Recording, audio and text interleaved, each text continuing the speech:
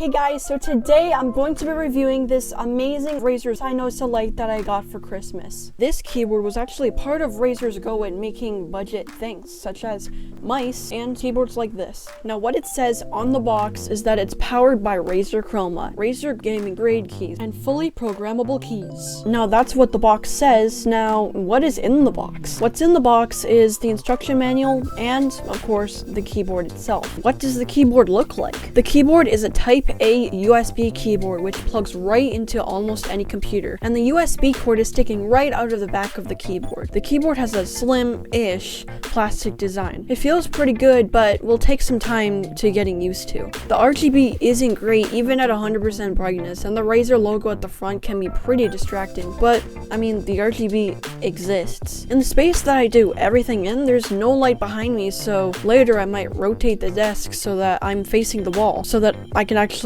see my keyboard properly. Alright, cool, but what does the keyboard feel like when typing? My answer to that is, this keyboard is a membrane keyboard which feels really nice. It has a nice tactile feel, good travel, and a good sound, which sounds awesome for a keyboard which is in this price range.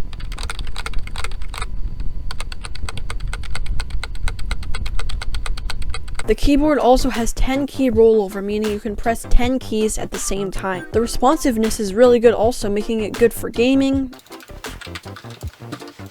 and productivity, and it personally made my video editing workflow just that much faster. Now you get all of these features with a price that ranges from $25 to $40. Now, what are my thoughts on this keyboard? I really like this keyboard, especially because I came from a really cheap keyboard before this one. I think that the feel of the keyboard is really nice as well because of its nice tactile feel and nice sound. Do I recommend it? Of course.